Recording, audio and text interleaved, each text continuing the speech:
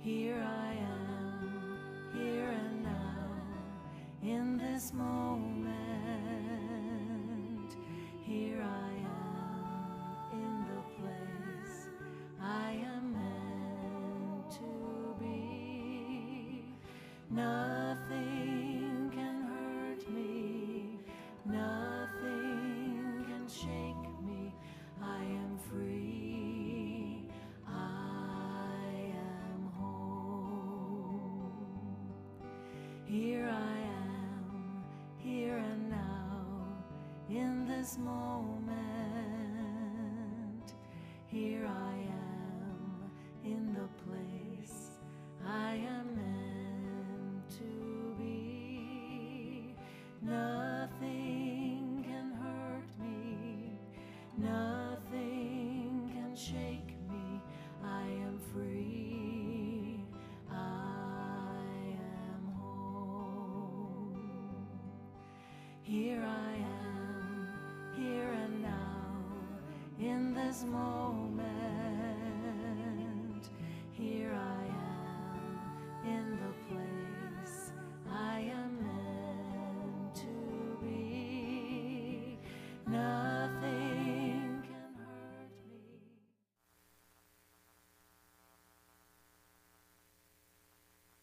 Good morning. Good morning. Morning.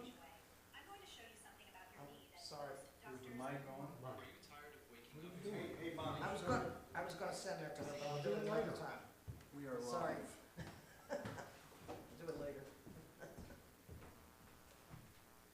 It's really good exercises. And not hard either. Oh, okay, good morning. Good morning.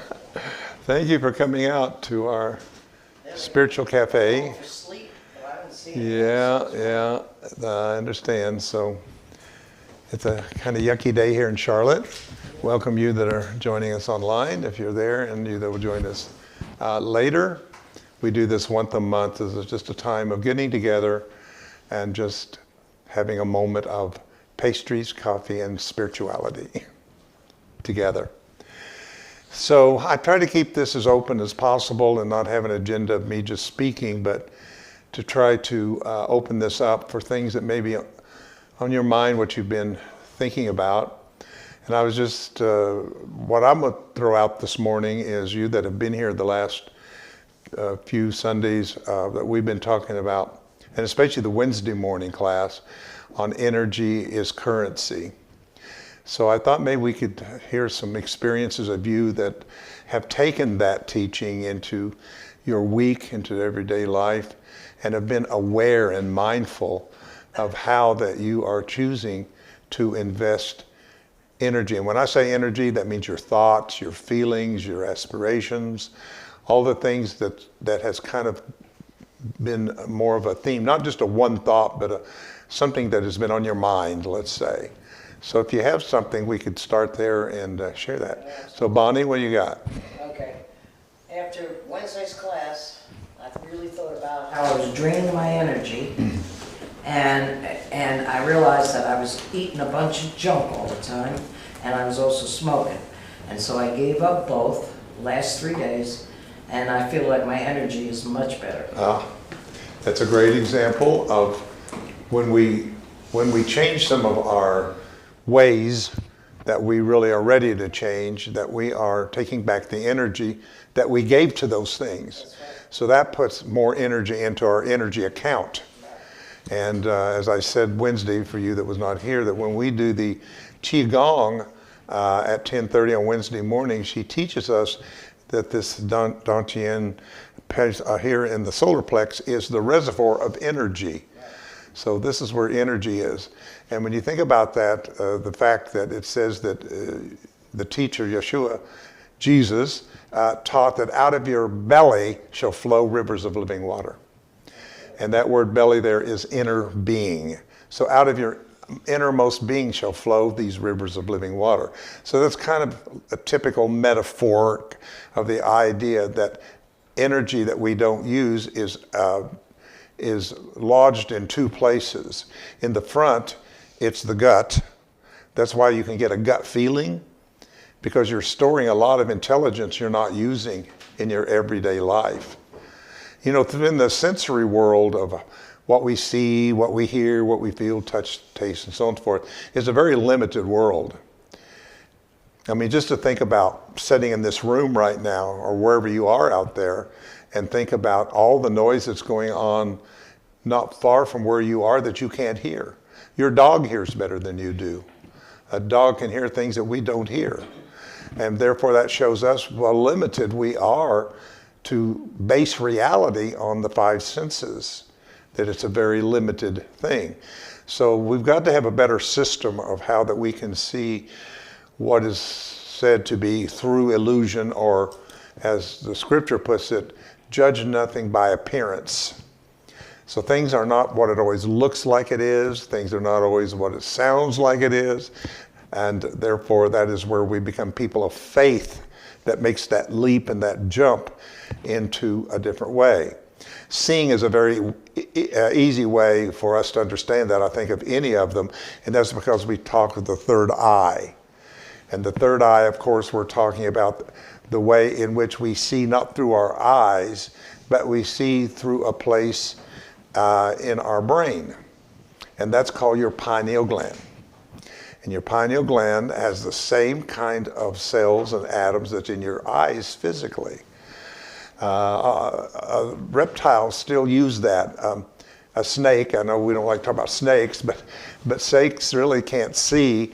That's why that tongue's going out all the time to see their environment with their tongue, but they have a really better pineal gland than we do. Because human beings, as we evolved into a frontal cortex, which they don't have, we moved from instinct and what was innate to the sensory. So we started processing what's real outside of ourselves through the sensory perception. And therefore we don't have that innate ability. And this is why I think that we have gotten off the path, so to speak, so many times. And we go on these little detours because we tend to not trust what we inwardly see, and what we outwardly see wins. We don't always understand the inner voice because the outer voice is so loud to us that we tend to suppress our spiritual faculties for our more sensory faculties. So again, what Bonnie was saying, which was really good, and thank you for sharing that, is the fact that as she has evaluated some things in her life that she doesn't feel serving her, and she pulled back, and you do that by your own power. You don't have to go to some specialist to help you get over an addiction, because you have the power within yourself to change the patterns of your life. So she's determined, it sounds like, that she came to a place where she could pull back on a few things in her life that was not serving her. As she did, she released the energy she was given to those things, and they went into her reserve. Now she can be more creative. She can be more guided. She can be more intuitive because she has the energy to do it. So I love this idea of seeing energy as currency. How are you spending your day? As I've told you, one of my mantras, it comes from the scripture that says, "This is the day." It says the Lord has made. Now I take the word Lord as spirit law. That's what's going to make my day, is the choices I make, because spiritual law is going to take the choices I make and make them into my day. Does that make sense to you? So this is the day divine law will make, and how I choose it shall that day be, and in it I choose to rejoice and be glad. So these are very self-power statements that we're basically talking about. Anybody else want to share anything about maybe this week where you found an ability to expand your account, so to speak, into energy that has allowed you to accomplish something that maybe has been a challenge to you in some way? Well, I noticed that I don't put the energy to where my surgery was anymore. It's just like I tell everybody when they say, "How you doing?" Yep. I'd say, "I'm better every day." And I've been using that motto for the past, well, Month. I wasn't better every day right after the surgery, Yeah. but about 2 or 3 weeks after that, I really started feeling that I was better every day. And now I get up in the morning and I don't even really Love it. think about my back. You know, it may be a little stiff, but it was stiff before I had surgery. You know, I am 80 years old. I don't expect to get up and bounce out of the bed, but Oh, come on, you bounced. I've seen you bounce. but I just don't put the energy to that anymore. So Yeah. what I hear you saying, you're redirecting your energy from what's wrong with the back Right. and redirecting that energy to a more positive. To what's right. Yeah, what's right and what's wrong. Yeah. That's great. So that's wonderful.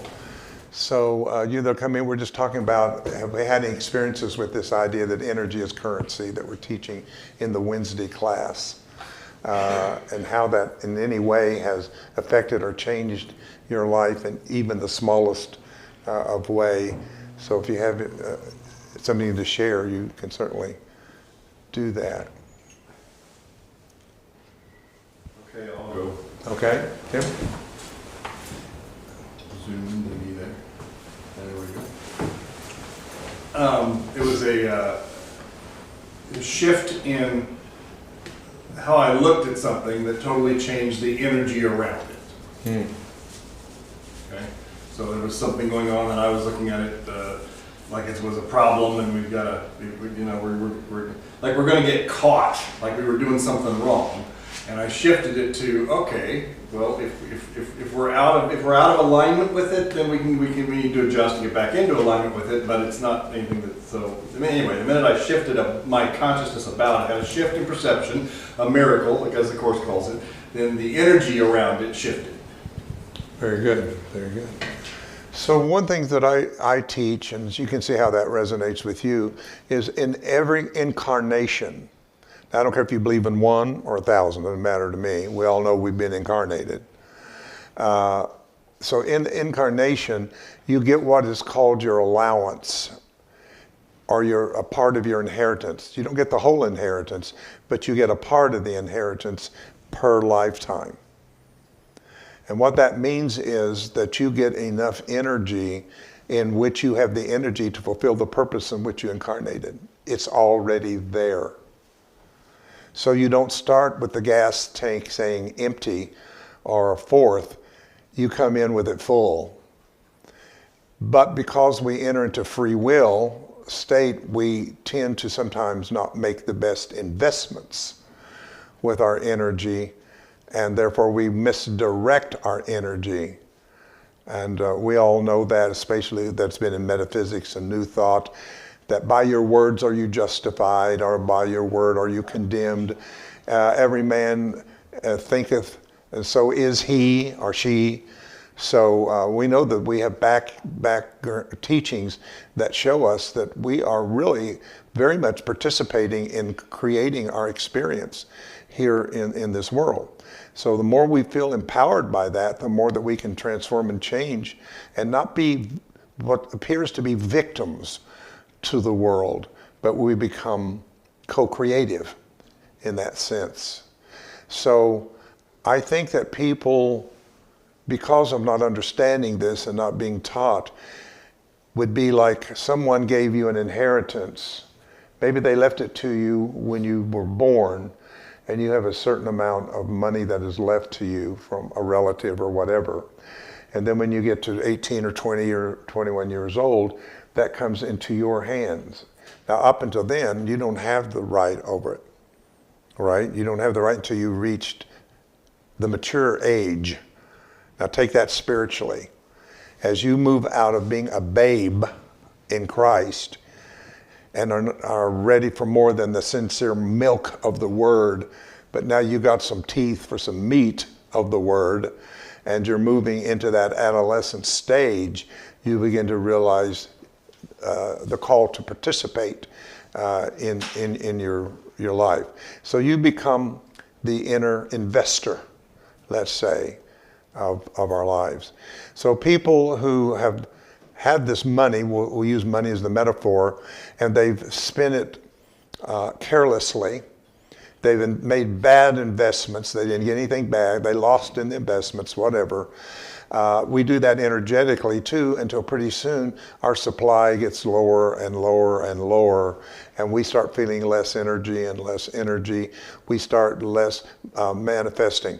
When I think back years ago in the 50s and the 60s, where a lot of us was in the place of the movement called creative word, speaking the word, that type of thing that was happening at that time. No doubt we saw things happen. I saw things happen in the 50s as a child in great revivals. Oral Roberts and others that I could name that you would not probably recognize the name of, that were huge, huge healing ministers in the 50s and the 60s. But there was no doubt about it. It was a time of great healings and manifestations that was happening everywhere. I don't see that so much today. I don't see it like I did then, because we've kind of used up some of that energy that we don't have in the ability to manifest like people did back in those days. Now think about it. In those days, at the very beginning of my life, there was no television. We've gone from no television into technology that's overwhelming us completely. So it shows me that people did not stay at home and watch hours of TV. They went to these revivals. And when they went to these revivals, they went with energy that they had not given to technology. There was no technology to give it to. So they came filled up with faith. They just believed. Whether the minister was healing them or not, they had such faith, and they had energy to back up that faith that was causing all these miraculous healings that some of us witnessed who grew up in that era of the great healers of America. Now, we don't see that so much. Now, I think that when people got into metaphysics a few decades ago, I think there was much more manifestation than I see today. People who got into The Secret, people who got into the law of attraction about 30 years ago or whatever, really there was things that were happening that I'm not sure is quite happening on that level anymore. Again, we have to look at and see, okay, what's in the checking account? If the checking account's looking low, then we stop writing bigger checks, right? So we've kind of backed off of writing checks because we know somehow innately we may not have the energy to back it, to do it. So we've kind of put these things off into the future, like someday it's going to get better, someday it's going to happen, that type of thing, which is an old religious dogma idea that you can't get anything till you die and go to heaven. And we don't teach that. We teach that heaven is available now, that we can enter into the very high states of our own consciousness and evolution at that particular time.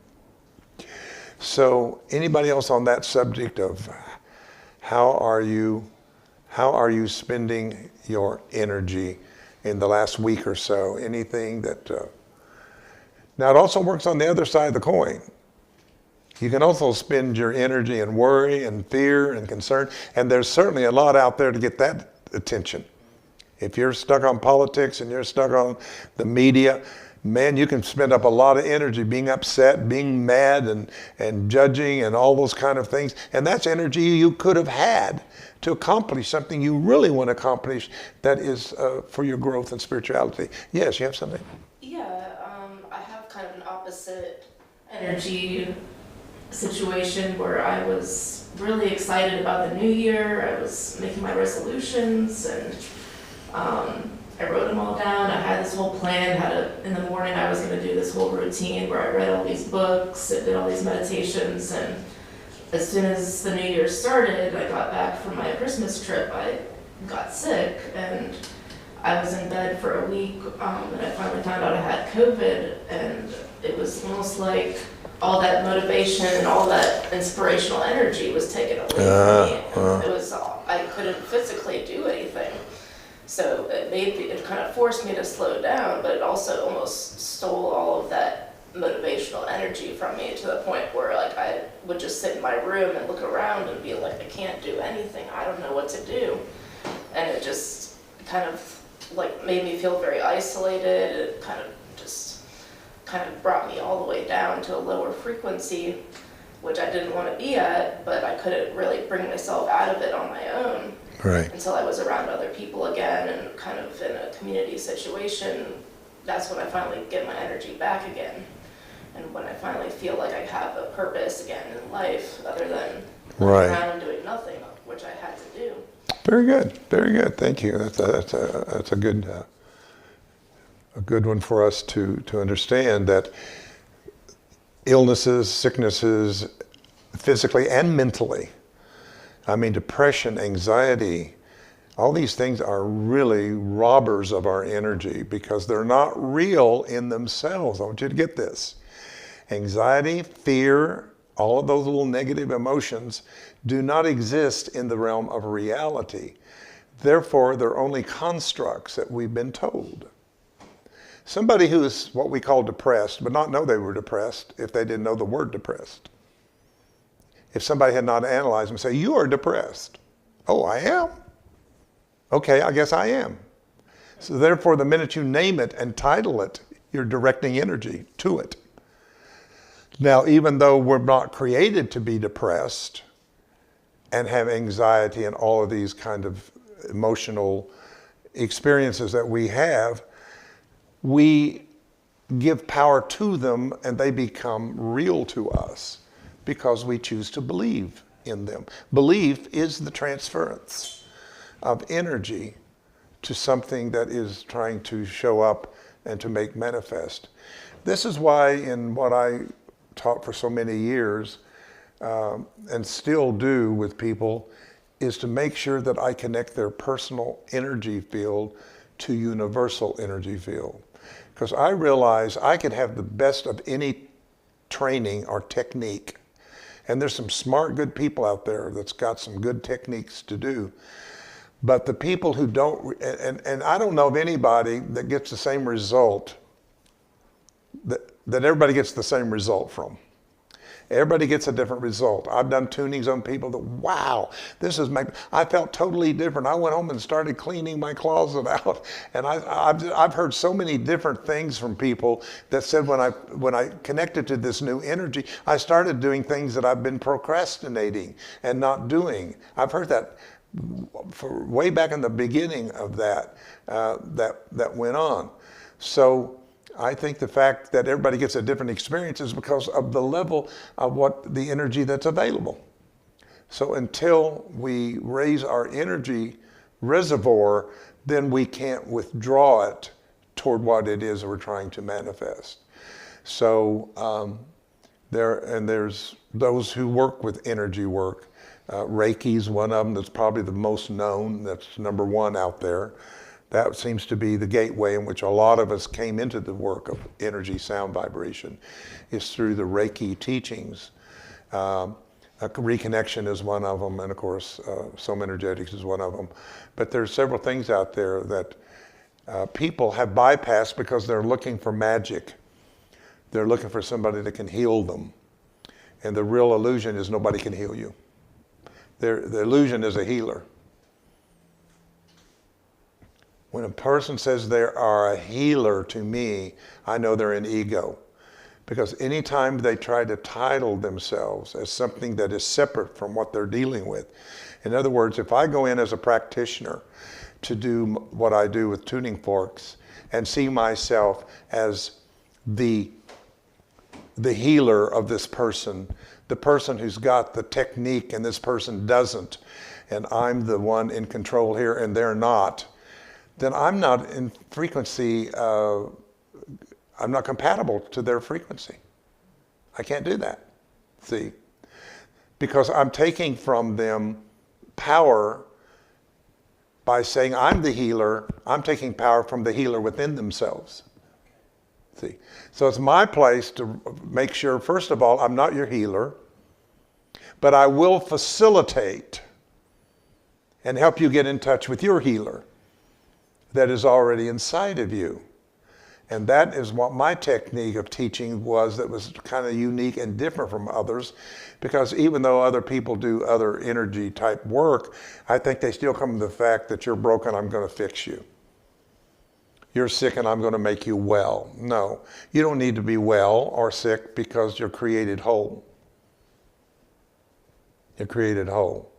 So once we tap into that resource of that unused energy part of ourselves, we can really start doing some wonderful things. And I think that we should be coming to a place now where we really want to step in and start participating in this idea of recreating what's that new earth idea. I'd like to see a new earth, right? And there are those of us who are really have chosen to be here for that. I won't say we're chosen to do it. We've chosen to be there, to be a part of this ability to create a new earth. The Bible says the old earth shall pass away. I like that. And it says it'll pass away with a noise. Now, every time the Bible translates the word noise, it should be sound. Because spirit doesn't make noise. It makes sound. And I want to say that's one of the things that can happen over here at HeartLight that has kind of caused some issues, is when we start hearing people making sound, you'll find out in your spirit it won't bother you. But if they're making noise, it won't resonate with you. Everybody understand me? If somebody is just making noise to make noise, but if a person is actually channeling sound, it will witness with your spirit, this is good. So let's not get into this extremity of this is all right and this is all wrong, because there's no such thing here. You've got to discern each thing in the context in which it is happening. I hope that makes sense to you and helps you a little bit to understand. The Bible says, make a joyful noise unto the Lord. And my goodness, could we do that in Pentecost? But we did make a lot of noise. There's a lot of noise going on in the charismatic Pentecostal realm when you see these churches like Elevation and all them that, my God, I hear they have to give you hearing earplugs when you walk in because it's so loud in there. Now that's, to me, noise. But maybe not all of them. Maybe some of them are actually experiencing something on a spiritual level.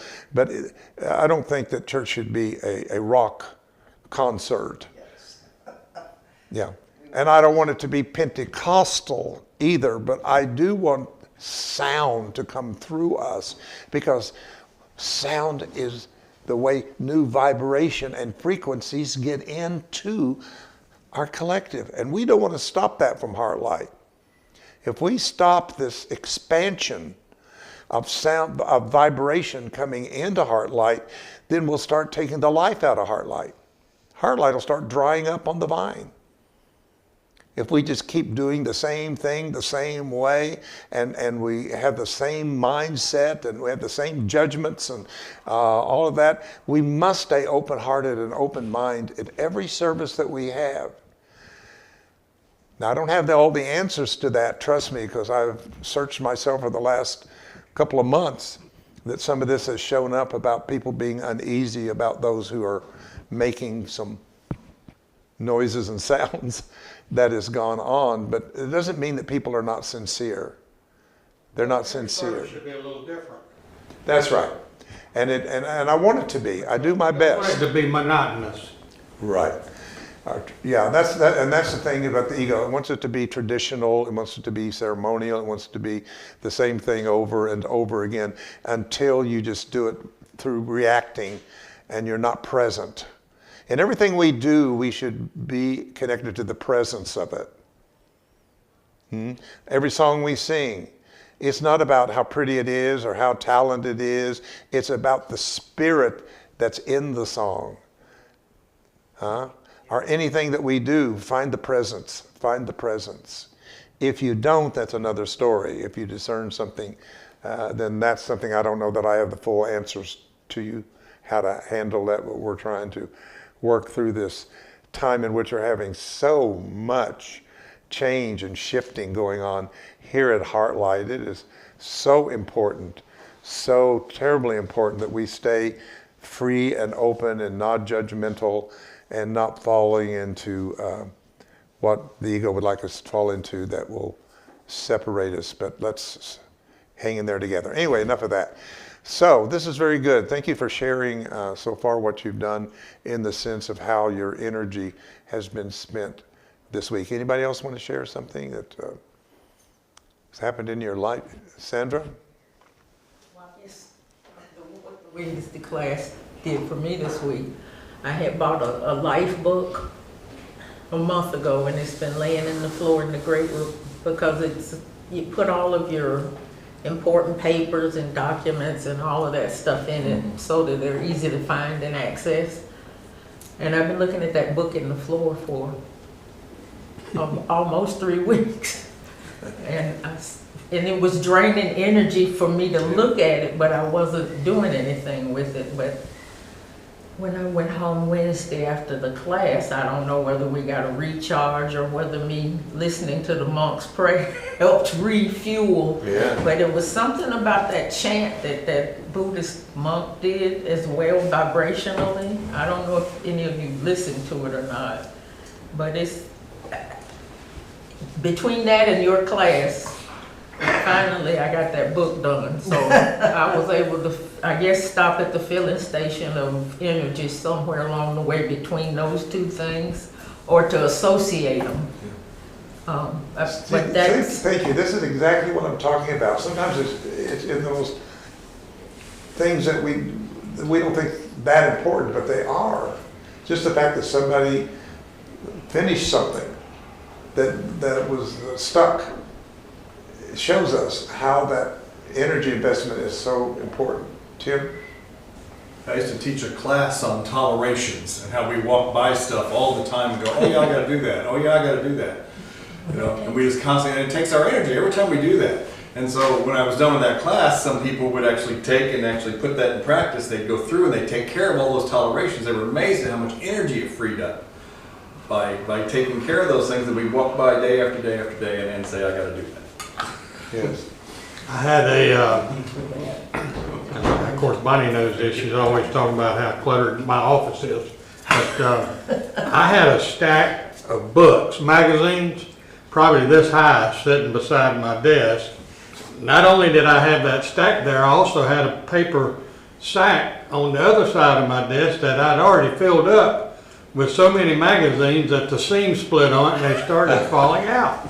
So I was at the library the other day checking out a book, and as I walked out the door there, I saw that they had these 2 bins full of magazines. Mm-hmm. You know, and I said, God, I know what I can do with my magazines now. So I went home and I picked all of them up and I took them back to the library and filled up both those bins with magazines. I mean, you know, like Consumers Digest, AARP, and I mean, people want those things. They pick them up. I saw people going through them and taking them home. So I found a way to get rid of my magazines. There you go. How did you feel energetically when you did that? Yeah, how did you feel? Oh, I felt really good to get that out of my way. I've been walking around it for 6 months. It feels good to free up energy. Absolutely. It definitely does. I know since the class Wednesday that I started on a major project that I've been putting off forever, and that is to redo my office. And I've got piles of notes from every weekend. I just throw them in a pile, you know, every Wednesday, every Sunday, until it's just ridiculous. Tim wouldn't even come into the room hardly, because because all the energy was going to the unfinished part of my office. See what I'm saying? Same way with your house. Yeah. If you're storing up stuff you don't need and whatever, that takes energy to hold that in place. And as you clean it up or you change it around, you free up more energy for yourself. So I started that. Shari, Reverend Shari, is helping me with this project. So we spent the first 3 hours last Tuesday, and my office feels so different. Just what we accomplished in rearranging and getting things back in place and whatever. Now everybody knows where procrastination is considered a part of your third chakra, which is your solar plex. Isn't that interesting? The gut area, where they're kind of saying this is the area of your energetic resource area. But yeah, that's considered the place in which a person who's writing a book can have writer's block. So you're in project, but you get blocked and you don't finish it. Usually that means there's a blockage or something is stuck in the third chakra. Now the third chakra also is what? Can somebody tell me? In the Relationship with yourself. Personal power. Remember, the first chakra is tribe and family. And family and tribe means anything. It could be the club you belong to. It could be the YMCA. It could be your immediate family. So these are metaphors. It doesn't mean just your blood family is your tribe, but it means all of the systems that formed you from conception to 7 years old. So that's where your religion comes in and education comes in, your family modeling, how you were modeled in the family by your parents and whatever, all is in that first chakra. And then when you get into 7 years old, you leave them and you go to school and you start working on relationships with other people outside the tribe. And that's where if you're bullied, if you feel weird, if you don't feel a part of the other kids and all of that, that ends up in the third chakra, which is when you start coming to your adolescence of start feeling yourself, the body you incarnated in, the race, the sexual orientation, all of those kind of things that make you up personally. And people who have not really integrated that in have blockages in those areas. I probably found more blockages in the solar plex areas of people than about anywhere else. Because they have low self-esteem. I'm not pretty enough. I'm not this enough. I'm not tall enough. I'm not short enough. I'm not fat enough. I'm not skinny enough.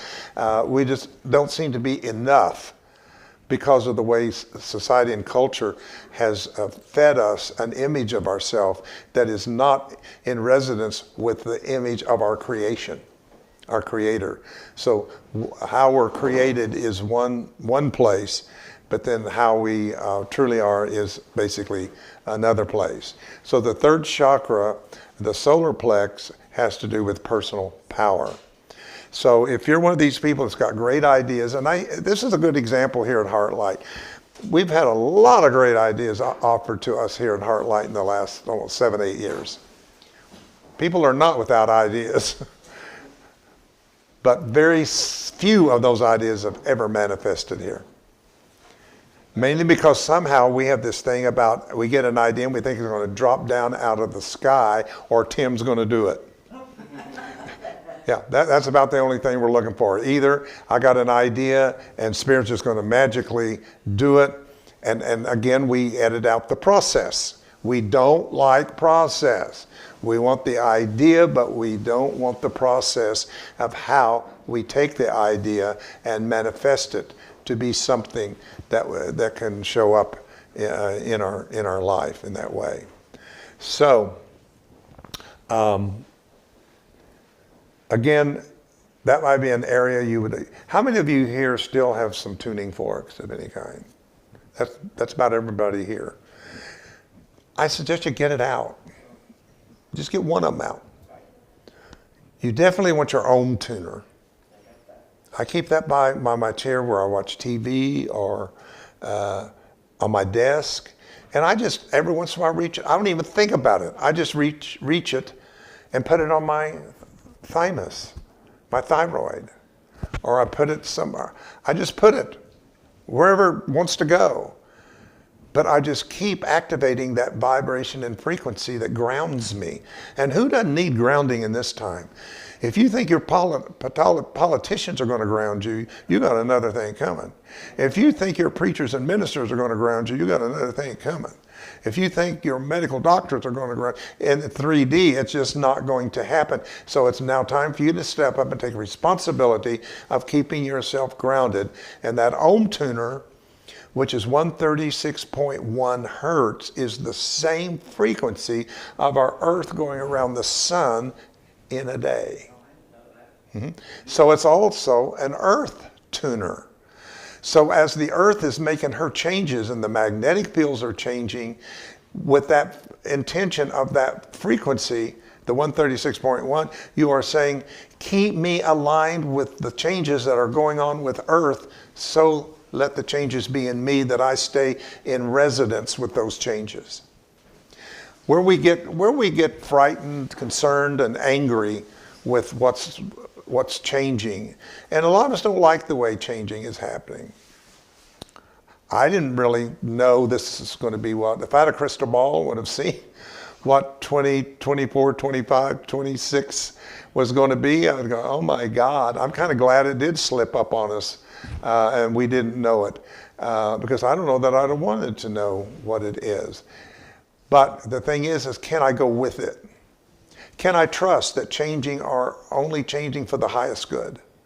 That nothing is punishment from some angry God that's mad at America? And there are scriptures that they use for this that talks about how that God punished Israel because of all the bad things that Israel did. And now, because we're a Judeo-Christian, supposedly, nation, we have transferred that over to us. That same God that punished Israel back in the Old Testament is the same God that is now punishing us again because we are those who have not followed its laws. And I'm sorry, that which I serve is not that kind of an entity that I need to follow, to know it through its particular laws that it has set. Now, I do believe in law, but I believe in spiritual universal law. And that is the attributes of the true God itself. So anyway, I don't mean to get into all that. But I'm saying what I'm getting from Spirit from Wednesday's class and from today is enter into and participate with the changes of your life. You don't be in the bandstand. Don't be on the side watching the game. Get out there in the game. And you say, but what can I do? Some of us are at a certain age where we feel like, well, we just can't do what we can do. But you can sit there with a tuning fork and sound and vibration and intention and do great and mighty things to be a part of what is beginning to bring forth and feed the seed of the new earth that is beginning to awaken itself and ready to manifest and to come forward in that way.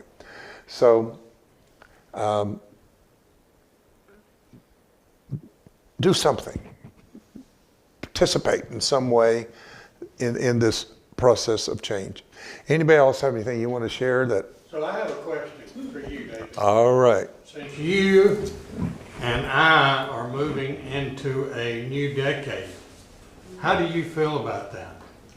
A new decade? You and I are moving into the 80s. Oh, the 80s. That